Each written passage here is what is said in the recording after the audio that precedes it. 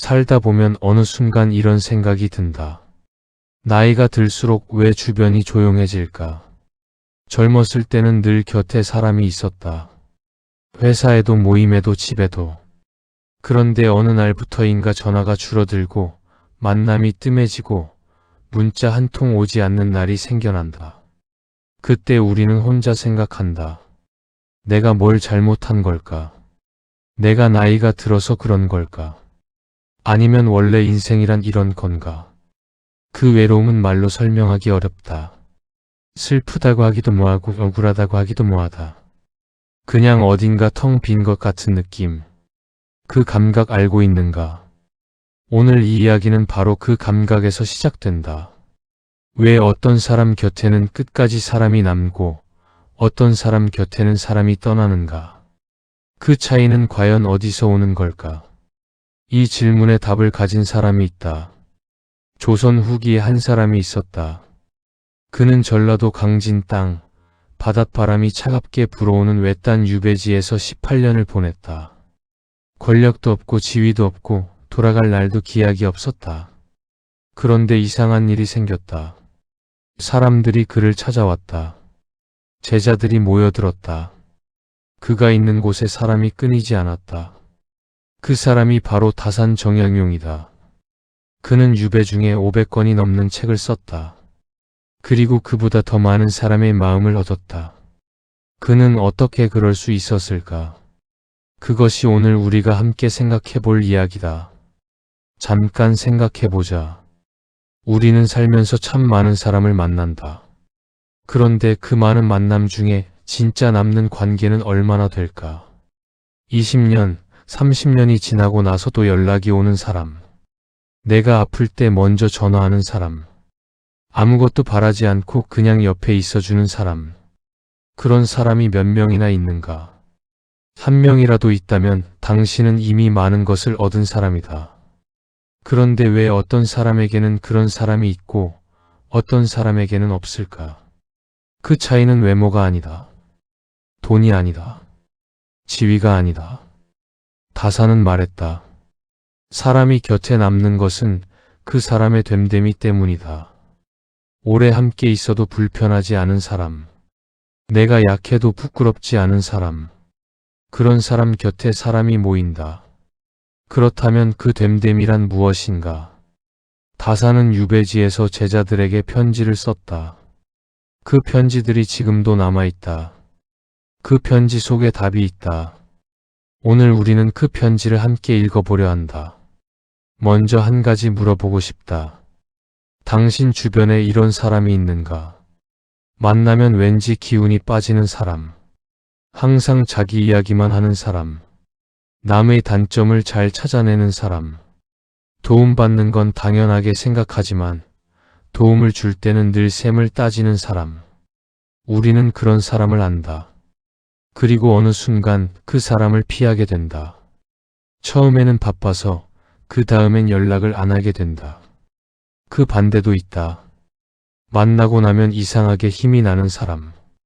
특별한 말을 해주지 않았는데 괜찮아지는 것 같은 사람. 내가 실수해도 너그럽게 넘어가 주는 사람. 그 사람을 떠올리면 어딘가 따뜻한 느낌이 드는 사람. 우리는 그런 사람을 놓지 않는다. 그 사람이 어디 있든 찾아가고 싶어진다. 다산이 바로 그런 사람이었다. 유배지에서 그는 아무것도 줄 수 없었다. 벼슬도 없고 재산도 없고 권력도 없었다. 그런데도 사람들은 그를 찾았다. 왜였을까? 생각해보면 참 이상한 일이다. 가진 것이 없는 사람에게 사람이 모인다. 세상의 논리와는 반대다. 세상은 가진 사람 주위에 사람이 모인다고 하지 않던가. 그런데 다산의 삶은 그 논리를 뒤집는다. 다산은 말했다. 덕이 있는 곳에 사람이 온다. 덕이란 거창한 것이 아니다. 그것은 사람을 대하는 방식이다. 말 한마디, 눈빛 하나, 침묵 하나에 담기는 것이다. 그렇다면 나이가 들어도 사람들이 곁에 남는 사람은 어떤 사람인가? 다산의 삶과 가르침 속에서 세 가지 이야기를 꺼내보고 싶다. 첫 번째 이야기는 이것이다. 그 사람은 절대 사람을 가르치려 들지 않는다. 생각해보자. 나이가 들면 자연스럽게 경험이 쌓인다. 겪어온 일이 많아진다. 그러면 어느 순간부터 이런 마음이 생긴다. 내가 더 많이 알아. 내가 겪어봤잖아. 내가 말해줄게. 그 마음은 나쁜 마음이 아니다. 도움이 되고 싶은 마음이다. 그런데 문제는 그 마음이 전달되는 방식이다. 충고는 요청받지 않으면 가르침이 아니라 공격이 된다. 다사는 이것을 알고 있었다. 그는 제자들에게 편지를 쓸 때 명령하지 않았다. 그는 이렇게 썼다. 내가 생각하기에는 이렇다. 내가 어떻게 생각하는지 알고 싶다. 그것이 내 마음이다. 그 말투 하나가 달랐다. 나이 든 사람들 중에 주변에서 사람이 떠나는 경우를 보면 대부분 한 가지 공통점이 있다.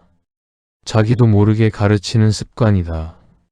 자녀에게, 며느리에게, 손자에게, 후배에게 끊임없이 조언하고 충고하고 지적한다. 그 사람은 진심으로 그것이 도움이라고 생각한다. 그런데 받는 사람은 지쳐간다. 왜일까? 사람은 누구나 자기 삶을 스스로 결정하고 싶기 때문이다. 그것은 나이와 상관없다. 어른이어도 아이여도 누구나 자신의 이야기를 들어주기를 원한다. 판단하지 않고 고치려 하지 않고 그냥 들어주는 사람. 그런 사람 곁에 오래 앉아 있고 싶어진다. 다사는 유배지에서 제자들의 편지를 받으면 하나하나 답장을 썼다. 그 편지들을 읽어보면 놀라운 것을 발견할 수 있다. 그는 먼저 제자의 말을 인정했다. 그런 다음에 자신의 생각을 보탰다. 순서가 반대가 아니었다. 먼저 인정. 그 다음에 덧붙임. 그 순서 하나가 관계를 바꾼다. 혹시 지금 곁에 사람이 줄어들었다고 느끼는가? 그렇다면 한번 돌아봐도 좋다. 내가 최근에 누군가의 말을 끝까지 들어준 적이 있는가? 말이 끝나기 전에 내 생각을 먼저 말하진 않았는가? 판단하지 않고 그냥 듣는 것. 그것이 생각보다 어렵다. 그러나 그것이 가장 강력한 힘이다. 두 번째 이야기는 이것이다. 그 사람은 자신의 약함을 숨기지 않는다. 우리는 어릴 때부터 이런 말을 들으며 자랐다. 강해야 한다. 흔들리면 안 된다. 어른이 되면 의연해야 한다. 나이가 들면 더욱 그렇다. 집안의 어른으로서, 부모로서 어른스럽게 행동해야 한다는 압박이 있다. 그래서 아파도 아프다고 말 못하고, 힘들어도 힘들다고 말 못하고, 무서워도 무섭다고 말 못한다. 그런데 이상한 일이 있다. 약함을 솔직하게 드러내는 사람에게 사람이 더 모인다. 다산이 유배지에서 쓴 편지 중에 이런 구절이 있다. 나는 요즘 밤이 되면 두렵다. 내가 여기서 이렇게 생을 마감하게 될까봐. 그러면서도 아침이 오면 다시 책을 편다. 두렵기 때문에 더 열심히 하는 것인지도 모른다. 세상에서 가장 위대한 학자 중 한 명이 무섭다고 말했다. 그 솔직함이 사람들의 마음을 움직였다. 저 사람도 나처럼 두렵구나. 저 사람도 흔들리는구나. 그런데 그래도 걸어가고 있구나. 그 모습이 위로가 되었다. 우리는 완벽해 보이는 사람보다 완벽하지 않지만 진실한 사람에게 더 끌린다. 무결하게 차려입은 사람보다 조금 구겨졌어도 따뜻한 눈을 가진 사람 곁에 더 오래 앉아 있고 싶다. 나이가 들면 이런 경우가 많다. 자녀에게도 친구에게도 괜찮다고 말한다. 내가 알아서 한다고 말한다. 도움받는 것을 어색해하고 약한 모습을 보이는 것을 창피해 한다. 그런데 그 벽이 관계를 멀게 만든다. 누군가에게 솔직하게 말해보자. 나 요즘 좀 힘들어. 나 이게 좀 무서워. 나 내가 필요해. 그 말 한마디가 관계를 가깝게 만든다. 사람은 필요받을 때 기쁨을 느낀다. 당신이 도움을 요청할 때 상대는 당신에게 연결된다. 약함을 보이는 것은 용기다.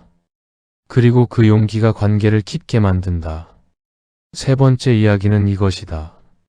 그 사람은 사람을 기억한다. 강물을 생각해보자. 강물은 흘러간다. 어제의 물은 오늘 이미 없다.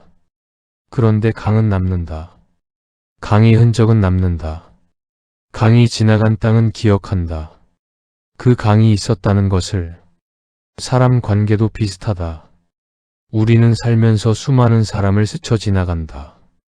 그런데 오래 기억되는 사람이 있다. 그 사람이 특별히 대단한 사람이 아닌 경우가 많다. 그냥 나를 기억해준 사람이다. 내 생일을 기억해준 사람. 내가 힘들다고 했을 때 나중에 어떻게 됐냐고 물어봐준 사람. 아주 오래전에 내가 했던 말을 기억하고 있는 사람. 그 사람을 우리는 잊지 못한다. 다사는 유배지에서도 제자들의 이름을 기억했다. 그들의 가족 이야기, 그들의 꿈, 그들의 고민. 그리고 편지마다 그것을 물어봤다. 지난번에 말한 그 일은 잘 됐느냐고. 내 어머니 병환은 좀 나아지셨느냐고. 아무것도 가진 것이 없는 유배객이 제자의 어머니 병환을 기억하고 물어봤다. 그 편지를 받은 제자는 어떤 마음이었을까? 사람은 기억받을 때 존재감을 느낀다. 내가 이 세상에서 무언가를 남겼다는 느낌. 내가 누군가에게 중요한 존재라는 느낌. 그 느낌을 줄 수 있는 사람 곁에 사람이 남는다. 기억하는 것은 노력이 필요하다. 그냥 되는 것이 아니다. 관심이 있어야 기억된다. 진짜 관심. 내가 이 사람에게 무언가 얻을 수 있어서가 아니라 그냥 이 사람이 어떻게 지내는지 궁금한 마음. 그 마음이 있는가? 그 마음이 있는 사람 곁에 사람이 남는다. 잠시 멈추고 생각해보자. 나는 지금 누군가를 기억하고 있는가? 누군가의 일상이 궁금한가? 그 사람이 어떻게 지내는지 알고 싶은가? 그렇다면 연락해보자. 특별한 이유가 없어도 된다. 그냥 생각났다고. 그냥 잘 지내냐고. 그 문자 한 통이, 그 전화 한 통이 누군가의 하루를 바꿀 수 있다. 그리고 그 작은 행동이 당신 곁에 사람을 남게 한다. 이제 조금 더 깊은 이야기를 해보고 싶다. 왜 나이가 들수록 관계가 어려워지는가? 단순히 만날 기회가 줄어서가 아니다. 더 근본적인 이유가 있다. 나이가 들면 사람은 점점 세계가 좁아진다.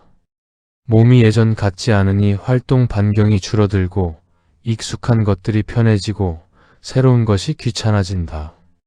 새 사람을 만나는 것도 에너지가 든다. 그래서 점점 자신의 세계 안에 갇히게 된다. 그 세계 안에서는 내 기준이 전부가 된다. 내가 옳다. 내가 경험해봤다. 내가 알고 있다.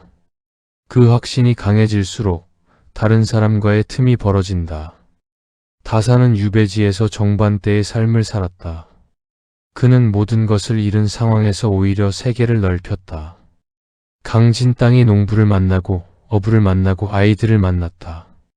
유배객이라는 신분을 내려놓고 그냥 한 사람으로서 그 사람들과 이야기했다. 그리고 그 대화 속에서 책을 썼다. 백성의 삶을 직접 보고 쓴 책들. 그것이 목민심서가 되고 흠음신서가 되었다. 그는 낮아졌기 때문에 더 넓어졌다. 이것이 핵심이다. 관계에서 중요한 것은 내가 얼마나 높은가가 아니다. 내가 얼마나 낮아질 수 있는가다. 낮아진다는 것은 자존심을 버리라는 뜻이 아니다. 상대방의 눈높이로 내려가서 바라보는 것이다. 그 사람이 무엇을 느끼는지, 무엇이 힘든지, 무엇을 원하는지, 그것을 진짜로 궁금해하는 것이다. 그 자세가 있는 사람 곁에 사람이 모인다. 나이가 몇 살이든 상관없이 이제 계절 이야기를 해보자. 나무를 보면 알 수 있다. 봄에 꽃을 피우는 나무가 있다. 여름에 무성한 잎으로 그늘을 만드는 나무가 있다. 가을에 붉게 물들어 가장 아름다운 색을 보여주는 나무가 있다. 겨울에 앙상하게 서 있지만 그 자체로 조용한 품격이 있는 나무가 있다. 어느 계절의 나무가 더 가치 있는가? 모두 가치 있다. 어느 계절도 낭비가 아니다. 사람도 마찬가지다. 젊음이 봄이라면 중년은 여름이고 노년은 가을이자 겨울이다. 가을 나무는 더 이상 꽃을 피우지 않는다. 그러나 그 색깔은 봄꽃보다 더 깊고 더 오래 기억된다. 노년의 삶도 그렇다. 바쁘게 뛰어다니던 시절은 지났다. 그런데 그 자리에 남은 것이 있다. 깊이, 여유, 따뜻함. 그것은 젊음으로는 가질 수 없는 것들이다. 그 깊이를 가진 사람 곁에 사람이 머문다. 봄꽃 앞에서 잠깐 멈추지만 단풍숲 안에서는 오래 걷고 싶어지는 것처럼. 다사는 말했다. 늙음은 쇠퇴가 아니다. 그것은 다른 방식의 아름다움이다. 젊어서 빠르게 달리던 사람이 나이 들어 천천히 걷는다. 그 걸음 속에 보이지 않던 것들이 보이기 시작한다. 당신이 지금 느리다면 그것은 쇠퇴가 아닐 수 있다. 그것은 더 깊이 보기 위한 준비일 수 있다. 이제 실천 이야기를 해보자. 오늘 이 이야기를 듣고 나서 무엇을 할 수 있을까? 거창한 것이 아니어도 된다. 아주 작은 것 하나면 충분하다. 첫 번째로 할 수 있는 것. 오늘 누군가의 말을 끝까지 들어보자. 중간에 내 말을 하고 싶어져도 조금만 참고 상대가 다 말할 때까지 기다려보자. 그리고 이렇게 말해보자. 그랬구나. 많이 힘들었겠다. 그 한마디가 관계를 바꾼다. 두 번째로 할 수 있는 것. 오래 연락하지 못한 사람에게 연락해보자. 이유가 없어도 된다. 그냥 생각났다고. 잘 지내냐고. 그 짧은 연락이 누군가에게는 오늘의 가장 따뜻한 순간이 될 수 있다.